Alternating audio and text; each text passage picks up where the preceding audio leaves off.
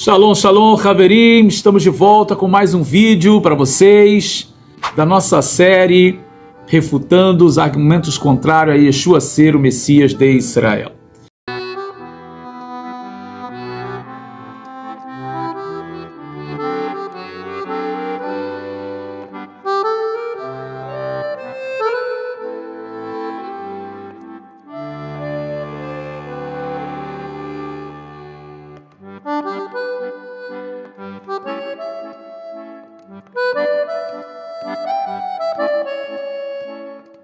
Eu sou Rabino Yosef Barur e hoje no nosso vídeo nós vamos estar trazendo esse sétimo argumento, cujo tema é: os quatro evangelhos discordam entre si, logo não se harmonizam. Se eles não se harmonizam, então estão discordando entre si, não há harmonia, então logo não é digno de confiança. Logo então, as histórias contidas ali não são verdadeiras. Logo então, Yeshua, Jesus de Nazaré, provavelmente não seja o Messias. Bom, é por aí que nós vamos caminhar, mas antes de entrarmos no tema propriamente dito, eu quero novamente agradecer a todos que estão se inscrevendo no nosso canal, que têm deixado like, têm comentado, têm participado dos nossos vídeos. Eu espero que esteja acrescentando muito à vida espiritual de vocês, que tenha agregado mais conhecimento para todos vocês. E é lógico que aquelas críticas que sempre existem fazem parte da história. Nós agradecemos também pelos comentários, mesmo os críticos, né? Sempre lembramos, não se esqueça de se inscrever e de deixar um like também. Bom, temos a nossa Yeshiva, Zeit Yosef Yeshiva University Azil, que está já vislumbrando agora as novas turmas para fevereiro. Então você pode já entrar em contato, se você quiser já deixar a sua vaga garantida, né? Pode buscar informações, aqui na descrição nós vamos deixar link, também o contato para que você possa estar realizando esse contato com a nossa secretaria para buscar as informações da nossa grade, como vai ser, como vai funcionar, os níveis que temos na nossa yeshiva, na nossa universidade. Então, não perca essa oportunidade, aproveite esse tempo para estudar, para se preparar, para se desenvolver no conhecimento bíblico, que vai de Bereshit, Gênesis, até Sefer Hitgalut, o livro de Apocalipse, ou seja, abrangendo todo o Tanar, né, e o Brit Hadashah, que é o Antigo e o Novo Testamento, conhecido assim por muitos, dentro de uma visão teológica séria, com comentários rabínicos, trazendo comentários do Talmud, da Mishnah, da tradição judaica, tudo para que você possa crescer mais intelectualmente e academicamente. Bom, vamos então, né, voltando aqui ao nosso tema, os quatro evangelhos discordam entre si, logo não se harmonizam, não são dignos de confiança. Será que eles não são dignos de confiança? Será que essa palavra ela está correta? Será que eu não estou sendo muito radical? Será que eu não estou dando um tiro no meu pé? Né? Ou seja, as pessoas que não acreditam em Yeshua como Messias, não acreditam na Brit Hadashah e utilizam esse argumento, será que elas não estão dando um tiro no próprio pé? Eu quero que você venha comigo, que você caminhe comigo nas referências que eu vou trazer para você. É muito fácil, né? Eu já tenho mostrado aqui nos nossos vídeos, é muito fácil a argumentação, né? Ou seja, se cria um argumento, se cria uma ideia, lança ela no ventilador, as pessoas ouvem o argumento, e o argumento de uma maneira às vezes tendenciosa, ou por que não dizer sempre, né? Tendenciosa, veja, olha só que erro que existe aqui, como isso pode ser digno de confiança. O Novo Testamento é uma colcha de retalho, foi escrito por um aqui, foi escrito por outro ali, foi emendado, ou seja, tentando se adequar às coisas bíblicas ou aos comentários rabínicos.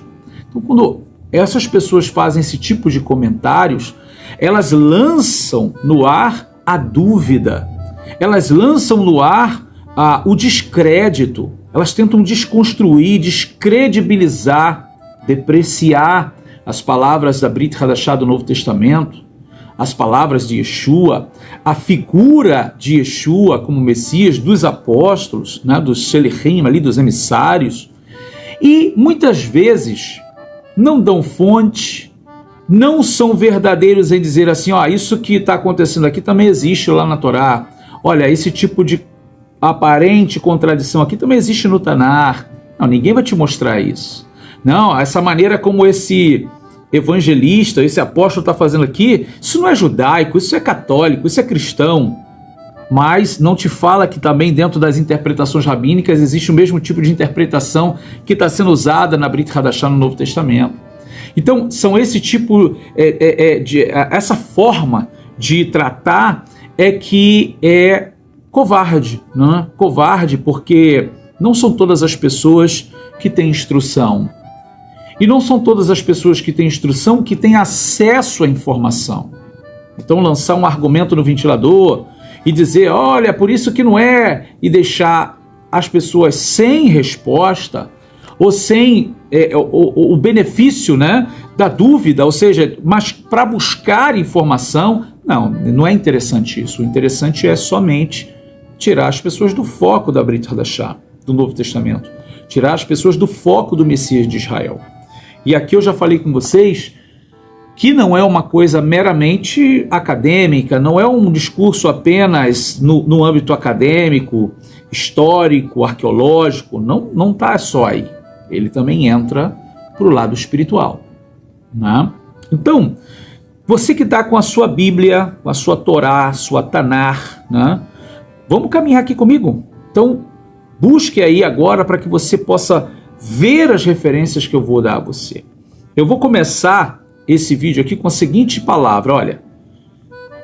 A maneira como estão tratando a Brit Hadashah, o Novo Testamento, mostrando que há aparentes contradições, e eu vou mostrar para vocês aqui agora uns exemplos. Eu quero começar com o exemplo da Brit Hadashah que se encontra a Besorat Marcos. Evangelho de Marcos, capítulo 2, verso 23 ao 28. O que vai acontecer lá? Yeshua vai dar um exemplo de que num dia de Shabat, Davi com os seus homens estão fugindo do rei Saul e eles vão até lá onde estava o Mishkan, o tabernáculo em Nob, e eles vão receber do sumo sacerdote pão. Inclusive o Cohen Gadol ali, o sumo sacerdote, ele vai perguntar a Davi se eles estão puros, se eles não se deitaram com nenhuma mulher, se eles não estavam contaminados, para poder comer o pão da proposição. Ok, até aí tudo tranquilo. Só que Yeshua vai dar um nome, ele vai dizer que o sumo sacerdote é Abiatar. Quando você vai na referência que Yeshua está fazendo, que é lá do primeiro livro do profeta Samuel, no capítulo 21, do verso 1 ao 6, o nome do sumo sacerdote não é Abiatar, é Ahimelech, ou Ahimelech, né, na tradução português.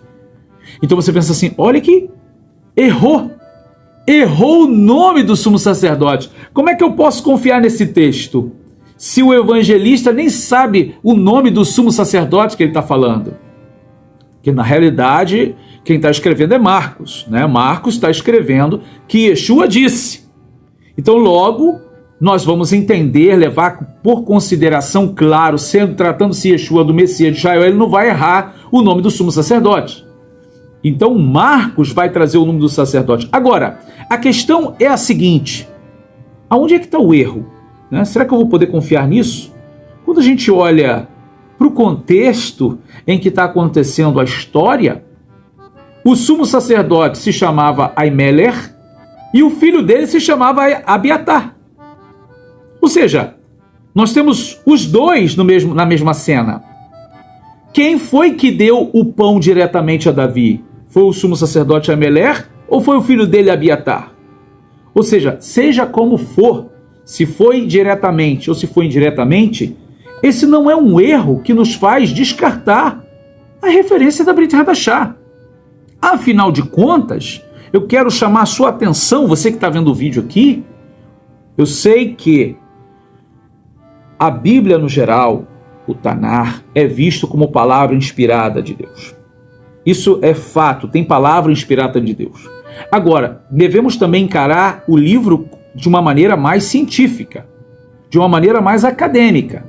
E quando a gente olha os 4 evangelhos, nós estamos, os chamados 4 evangelhos, as 4 Bessorot, nós estamos vendo o quê? Um relato histórico sobre a pessoa do Messias. Nós temos 4 homens, que é chamado de Mevasser, ou Mevasserim, né? Evangelistas, anunciadores de boas novas, que 2 deles caminharam com Yeshua e os outros 2 não, e eles estão trazendo informações do tempo de Yeshua, informações que 2 deles viram, de fato, e 2 deles não viram. Eles colheram as informações para registrar, para relatar. Então eu quero já caminhar com vocês aqui pelo seguinte, e eu não estou fazendo apelo a ninguém para concordar com o que eu estou falando, não. Porque o que eu estou falando aqui é verdadeiro. O argumento que eu vou trazer é verdadeiro.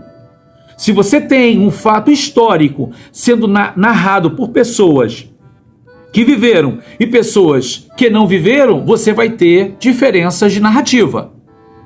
Detalhes nessas narrativas vai ser diferente. Às vezes é um detalhe, às vezes é 2, às vezes é a cor de alguma coisa que está sendo relatada, às vezes é a quantidade de coisas que está sendo relatada, horas que estão sendo relatadas, vai variar porque as pessoas não estão fixadas nos mesmos detalhes. O escritor, ele tem um foco e quando ele está focado em transmitir aquela mensagem, algumas coisas vão passar, algumas coisas não serão tão bem detalhadas, porque o foco dele está em outras coisas. Então, quando a gente olha para os 4 evangelistas, nós vamos ver diferença? Claro que vamos. Nós temos variedades de pergaminhos e fragmentos de pergaminhos em grego? Temos variedades. Que muitas das vezes um vai relatar uma coisa, outro vai relatar outra, ou seja, diferenças de quantidade, diferenças de cores, diferentes lugares, ou seja, parte dos lugares. Sim, isso vai acontecer. Porque, vamos levar em consideração, são cópias, pessoas que escreveram de lugares diferentes.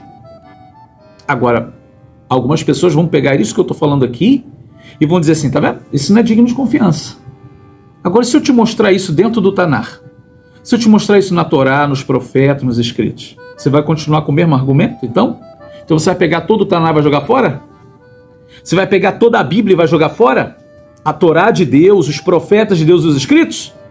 Ah, então quer dizer que com a Brit Hadashah pode, mas com a lei e os profetas escritos não. Então é isso que eu quero chamar a sua atenção aqui. A narrativa histórica, ela pode variar. Agora, com seriedade e responsabilidade, você tem que parar e pensar assim, por que isso aqui está diferente? Que isso é relevante para a mensagem no texto? Ou seja, em que isso altera realmente o objetivo do texto, ou seja, do escrito. Essa é a seriedade que a gente tem que ter. Porque senão, queridos, pega a Bíblia e joga ela fora. Vai Torá, profeta, escrito, tudo pro lixo. Porque você vai encontrar as mesmas coisas dentro dos outros livros. Eu vou te mostrar aqui, vou te dar todas as referências para você ver. Claro que a gente não vai abordar exaustivamente, porque senão a gente ficaria aqui há horas. Mas eu vou trazer referências importantes para você e você vai verificar isso aí na sua Bíblia, na sua Tanar. Inclusive em hebraico também.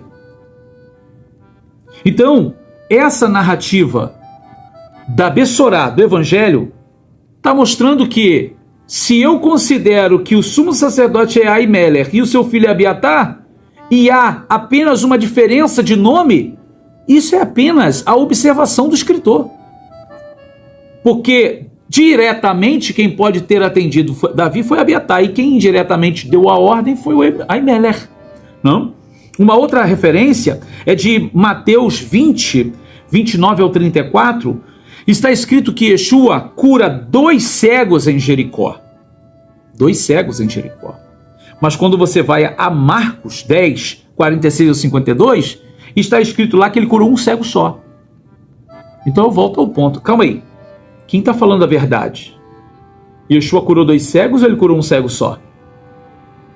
Então, volto para vocês a mesma narrativa que eu falei aqui, ou seja, o mesmo argumento, né?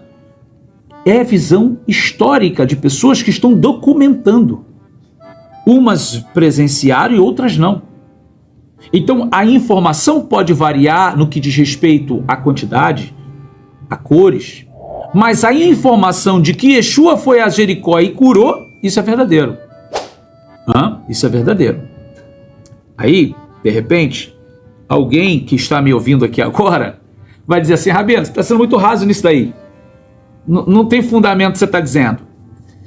Né? Querer defender que um texto está dizendo um cego e o outro está dizendo dois, isso não tem nada a ver, ou não é isso que eu estou dizendo. Estou dizendo que a narrativa dos dois observadores pode variar. E isso nós vamos encontrar aqui no Tanar. Olha, os exemplos que eu dei aqui da Brit Hadashah foram só esses, mas tem mais. Tem mais. Se você for buscar, você vai ver mais diferenças ou aparentes contradições.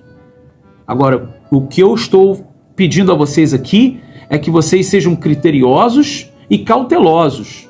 Cauteloso em quê? Na seriedade.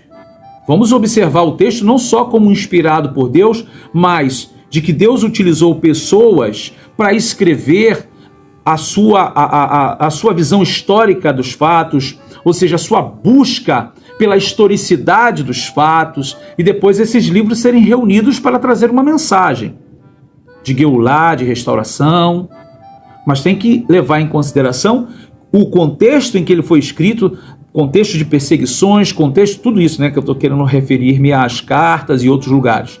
Mas no que diz respeito aos evangelhos em si, entender que foram pessoas de tempos diferentes escrevendo fatos de anos, né, que não foi tudo feito em um dia, né? Todos os eventos narrados nos evangelhos foram feitos, dos que foram relatados, foram extraídos de 3 anos aproximadamente de ministério do Messias de Israel.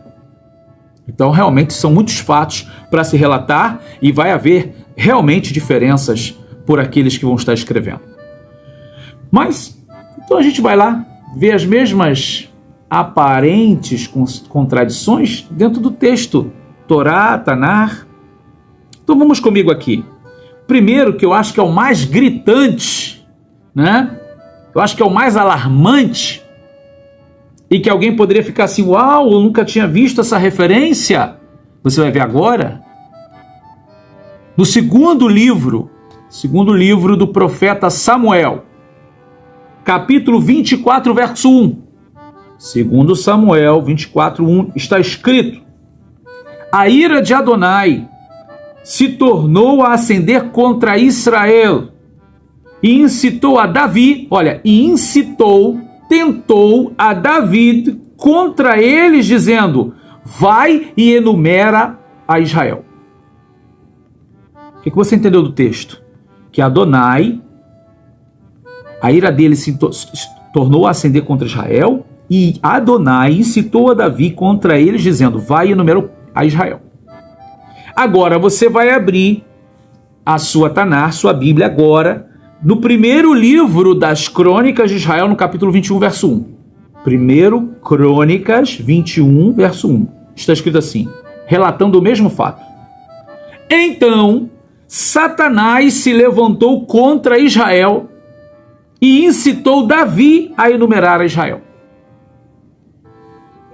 Eu tenho um texto me falando que foi Hashem que se irritou contra Israel e incitou Davi a enumerar ao povo, e o outro texto, me falando da mesma situação, diz que foi Satanás que se irritou contra Israel e incitou Davi a enumerar Israel. Quem tem a razão? Olha, uma grande contradição. O que eu vou fazer? Jogar fora? Rasga aí. Rasga e joga fora. Rasve Halila, rasve Shalom. Claro que você não vai fazer isso. Mas não é esse o critério usado com a Brit Hadashah? A Brit Hadashah é uma colcha de retalho. Veja as suas contradições. Aqui está dizendo uma coisa, Yeshua curou um cego, e lá no outro está dizendo que ele curou 2 cegos. Então Mateus não concorda com Marcos. É fácil criticar o Novo Testamento e dizer que é uma contradição berrante, mas quando a gente mostra aqui dentro do Tanar, não, calma aí. Vamos entender, né? Vamos ver o que está acontecendo.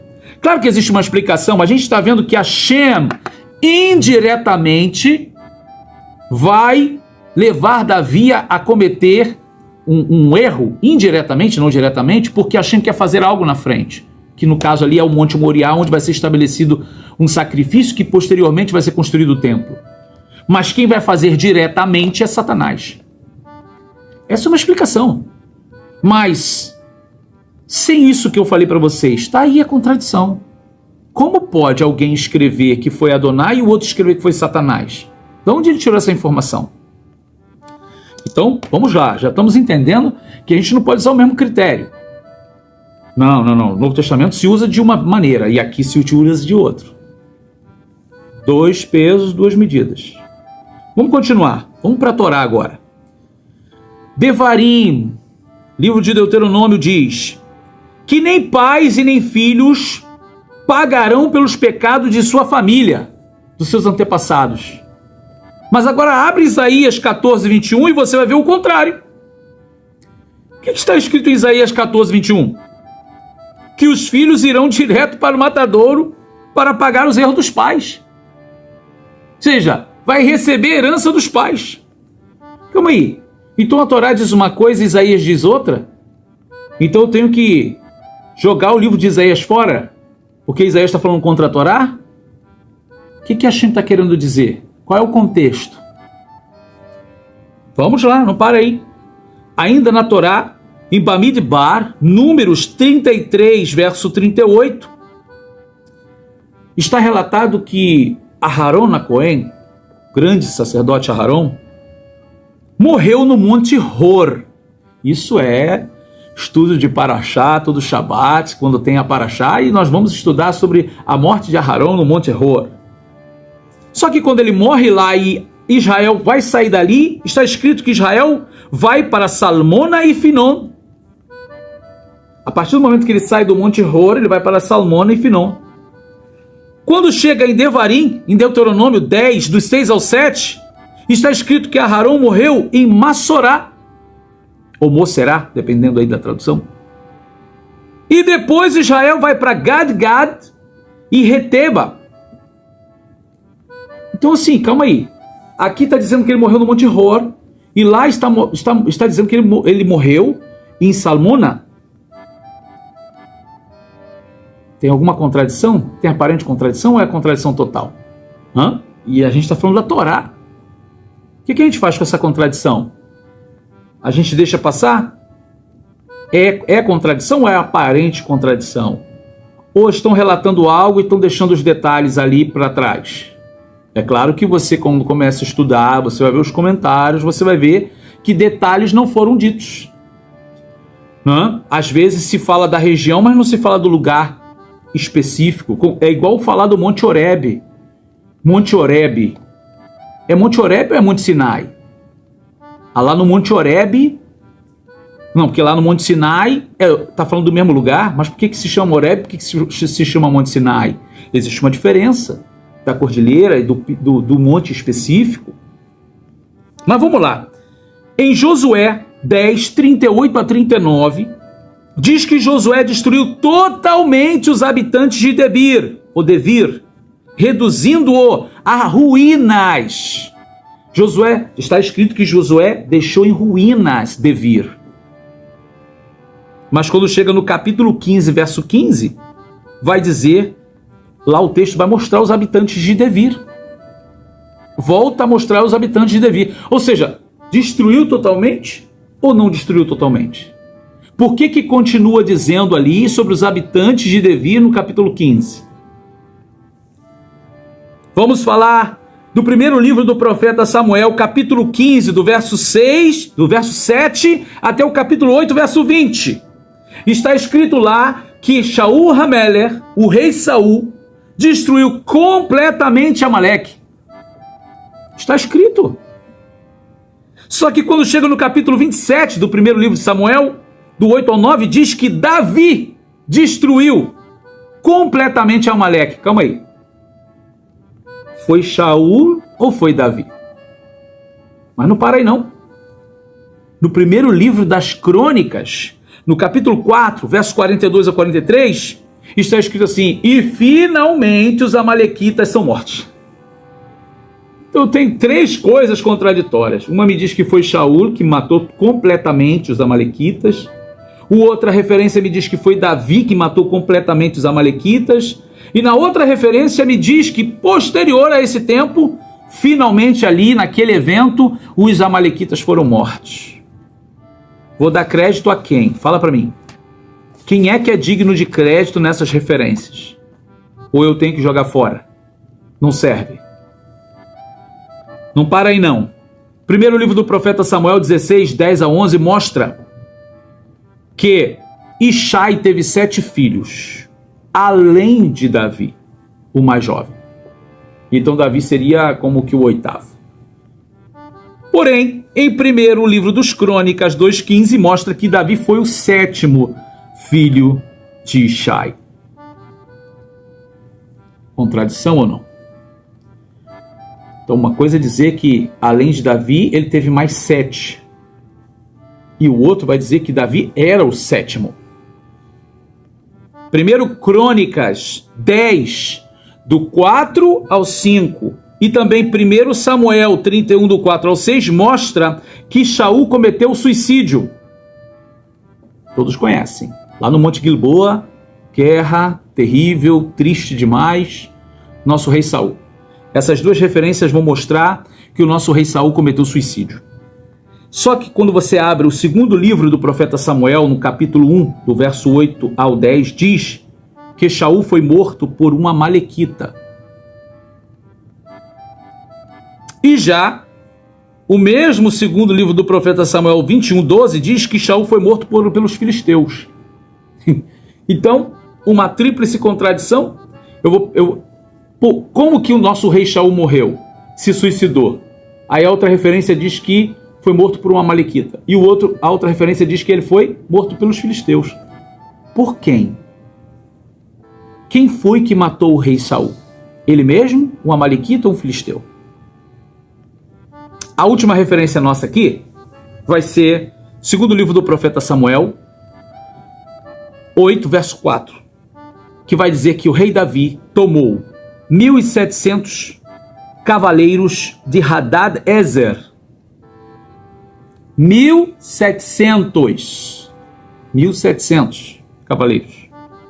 Quando chega em primeiro livro dos Crônicas 18:4, diz que Davi tomou 7.000 cavaleiros de Hadad-Ezer. Queridos, trouxe para vocês poucas referências, mas existem mais. Existem mais referências que são aparentes contradições ou contradições de fatos dentro da Brit Hadashah do Novo Testamento. E existem também outras referências que são contradições ou aparentes contradições dentro do Tanar, envolvendo profetas, escritos e a própria Torá.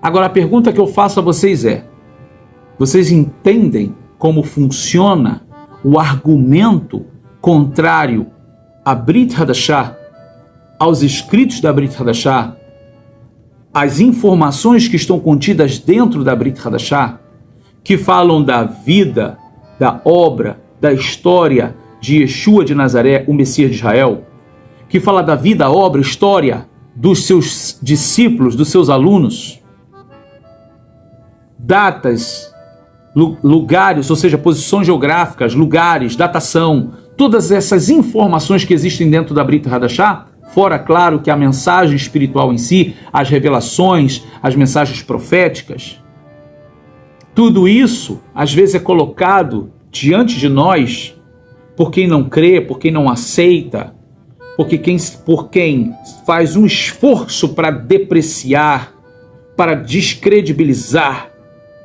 e põe o argumento diante de nós como se nós, somos presa fáceis, não tenho para onde ir, realmente eu não tenho como contestar você, realmente existe uma contradição, não é digno de confiança, vou chegar aqui, vou amassar e vou jogar fora. Ou como um grupo que um determinado líder aí fez, levou todo mundo a enterrar o Novo Testamento. Então assim, que vergonha,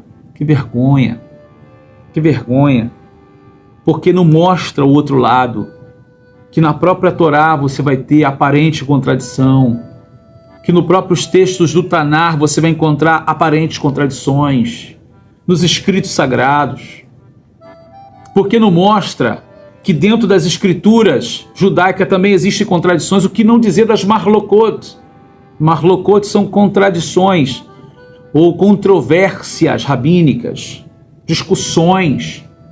Quer dizer que um rabino fala uma coisa, outro rabino fala outra? Em quem eu vou acreditar então? Ou seja, mas tudo isso é remediado. Tudo isso se tem uma explicação. Sempre tem uma terceira explicação para trazer luz a uma contradição, a uma marloquet, a uma discussão. Sempre se tenta mediar. Calma aí, a gente vai entender o texto, o que ele está dizendo. Pode ser uma referência ou uma inferência, pode ser às vezes um relato que está incompleto porque precisa do outro historiador ou do outro comentarista para poder completar. Como mencionei aqui de Ahimelech, o sumo sacerdote, e Abiatar, o seu filho. Então, assim, esse trato a gente tem que ter com a Torá, os profetas escritos, os comentários rabínicos, mas com a Brit Hadashah não. A Brit Hadashah você somente diz, é uma colcha de retalhos. Isso daí foi criado por Roma, para os romanos, joga fora. É assim que a gente vai tratar? Sem seriedade? Sem responsabilidade? Não. Então, queridos, esse foi o vídeo de hoje, buscando trazer para vocês, de maneira sucinta, algumas referências que trazem contradições ou aparentes contradições que são irrelevantes no que diz respeito ao todo, tanto das que eu trouxe aqui em relação a Brit Hadashah, ou seja, ao Novo Testamento, e ao Tanar, ao Antigo Testamento, elas são irrelevantes em relação à mensagem em si, ao teor histórico em si. Quando você enxerga que a maneira como está a narrativa dos textos, elas são históricas. Elas são narrativas de um observador ou de alguém que recebeu a mensagem para relatar, para escrever, para poder preservar em escritos. E tudo isso é passível de alteração. Mas essa alteração não descredibiliza a obra. Essas alterações ou aparentes contradições não depreciam ou descredibilizam a veracidade do material ou da inspiração divina. Porque o que de fato é verdade, isso faz parte da história do povo de Israel. Tudo que a Torá está dizendo, os profetas escritos, assim como faz parte da história do Messias e dos seus discípulos, o que está registrado e relatado nos livros da Brit Hadashah, conhecido Novo Testamento. Então, queridos, espero que você, com esse vídeo, possa entender e estar seguro de que por mais que você veja uma diferença entre um verso e outro, isso não altera o todo, porque quem escreveu foram pessoas que estavam relatando a história. Estavam sendo testemunhas da história, buscando preservar a história. E naquilo que elas ouviram e receberam, elas vão relatar, e muitas das vezes entrando em conflito com um outro ponto ou outro, mas que são irrelevantes em relação à mensagem. Tal como a Brit Hadashah, o Novo Testamento, assim também é o Tanar, a Torá, os profetas, os escritos. Que o eterno Deus possa te abençoar, te trazer a inspiração da sua palavra e que você possa se fortalecer em Hashem e não cair nessas armadilhas que são postas por eles. Nós estamos na produção de mais vídeos, são mais argumentos que nós vamos trazer aqui e trazer a resposta para vocês, para que mais e mais pessoas se fortaleçam na sua emuná, mantendo a Torá de Deus, os mandamentos de Deus e o testemunho de Yeshua, o Messias de Israel. Lembre-se do que eu vou dizer para você. Sefer Hitgalut, o livro de Apocalipse, mostra uma geração dos últimos dias. Hashomrim mitzvot Elohim ve'et edut Yeshua HaMashiach. Aqueles que guardam os mandamentos de Deus e o testemunho de Yeshua, o Messias de Israel. Somos nós. Somos nós. Por judeus e não judeus, que estão buscando guardar os mandamentos de Deus, valorizando a Torá de Deus, os seus mandamentos, e manter o testemunho de Yeshua, a chama do Messias de Israel, isso provoca o mundo espiritual. mas essa é a geração dos últimos dias. Bom, vou terminando por aqui. Que a Shem te abençoe. Não esqueça de se inscrever, de dar aquele like. Compartilha esse vídeo, por favor. Tem pessoas aqui que já estão nos acompanhando. Tem pessoas que estão entrando agora, estão vendo como primeiro vídeo. Você pode voltar lá, esse foi o 7º argumento. Você pode voltar lá no primeiro e ver todos os argumentos até aqui. Ver os outros materiais que nós temos no canal. Estamos aí produzindo, né, e acrescentando mais. Tem várias coisas que estamos aí produzindo para vocês.